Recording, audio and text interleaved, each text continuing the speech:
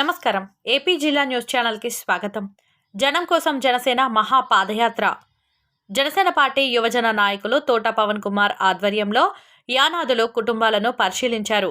వివరాల్లోకి వెళ్తే సీతానగరం మండలం వంగలపూడి గ్రామంలో జనసేన నాయకులు, జన సైనికులు, వీర మహిళలతో కలిసి గ్రామంలో ఉన్న స్వామివారి ఆలయంలో ప్రత్యేక పూజలు నిర్వహించి ఆ స్వామివారి ఆశీస్సులు ఎల్లప్పుడూ ప్రజలపై ఉండాలని, రాష్ట్రము సుభిక్షంగా ఉండాలని ఆకాంక్షించారు.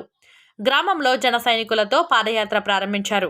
గ్రామంలో ప్రతి ఇంటికి, ప్రతి గడపకు వెళ్తూ ప్రతి ఒక్కరిని ప్రజా సమస్యలను అడిగి తెలుసుకున్నారు. అలాగే ఊరికి దూరంగా ఉన్న యానాదుల కుటుంబాల్ని వారి దీన పరిస్థితి చూసి అక్కడి సమస్యలను అడిగి తెలుసుకున్నారు. ఎస్టీ వర్గానికి చెందిన యానాదుల కుటుంబాలకు ఇక్కడ పూర్తి స్థాయిలో నాయకులు, అధికారులు వారికి తగిన సదుపాయాలు ఏర్పాటు చేయకపోవడం చాలా బాధాకరమన్నారు. చెరువు నిండితే చాలు వీరి నివాసాల్లోకి నీరు చేరి చిన్నపిల్లలతో అనేక అనారోగ్య సమస్యలకు గురవుతున్నారని తెలిపారు. ఇప్పటికైనా వీరిని కనీసం మనుషుల్లా గుర్తించాలని, ఇటువంటి దుర్భర పరిస్థితులను అనుభవిస్తున్న వీరు ఆర్థిక పరిస్థితులను అధిగమించడానికి మేలు జరిగే విధంగా కాలనీ నివాసాలను ఏర్పాటు చేయాలని, మరిన్ని విద్యుత్ స్తంభాలు ఏర్పాటు చేసి వీధి లైట్లు వేయాలని, ఒకటే మాత్రమే కుళాయితో జీవనం సాగిస్తున్న వీరికి మరింత నీటి వసతి ఏర్పాటు చేయాలని ఈ ప్రభుత్వాన్ని హెచ్చరించారు. ఈ కార్యక్రమంలో జనసేన కార్యకర్తలు, వీర మహిళలు తండోపతండాలుగా స్వచ్ఛందంగా ఈ మహాపాదయాత్రలో పాల్గొన్నారు. అందరికీ నమస్కారం. రాజనగరం నియోజకవర్గం సీతానగరం మండలం మంగళపూడి గ్రామంలో జనం కోసం జనసేన మహాపాదయాత్ర 4వ రోజు కొనసాగించడం జరుగుతుంది. ఈరోజు ఎస్టీ వర్గానికి చెందిన యానాదుల కుటుంబాలని కలవడం జరిగింది. వీరు అనేక సమస్యలకు గురవుతున్నారు.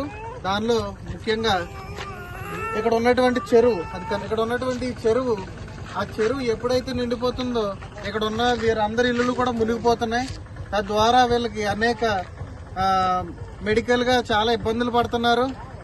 అలాగే చిన్న చిన్న పిల్లలు ఉన్నారు ఇక్కడ, వీరికి అనారోగ్యానికి చాలా గురవుతున్నారు. పట్టించుకునే వాళ్ళు ఎవడో లేరు.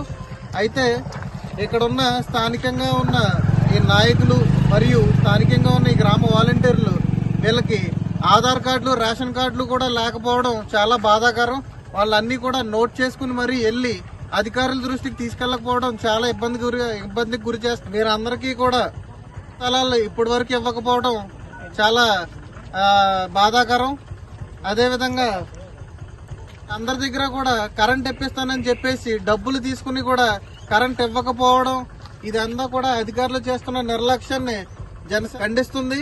ఖచ్చితంగా వీరందరికీ కూడా న్యాయం జరిగే దిశగా జనసేన పోరాటం చేస్తూ ఉంది. ఈ రోజు కేవలం ఇక్కడ ఉన్నటువంటి 50 కుటుంబాలకి ఎంత అన్యాయం జరగడం బలరామకృష్ణ గారు తీవ్రంగా ఖండిస్తున్నారు. మమ్మల్ని వెళ్లి పరిశీలించి ఇక్కడ ఎటువంటి అన్యాయం జరుగుతుందో అన్ని కూడా రిపోర్ట్ చేయమని చెప్పారు. తద్వారా ఆయన ఖచ్చితంగా ఈ పవన్ కళ్యాణ్ గారి దృష్టి వరకు తీసుకెళ్లి వీళ్ళకి న్యాయం జరగాలని కోరుకుంటున్నాను. వీళ్ళందరికీ కూడా 2024లో మళ్లీ ఇళ్ల స్థలాలు ఇప్పించి వీళ్ళందరికీ కూడా మంచి కాలనీలు ఏర్పాటు చేసే దిశగా జనసేన పోరాటం చేస్తుందని తెలియజేస్తున్నాను.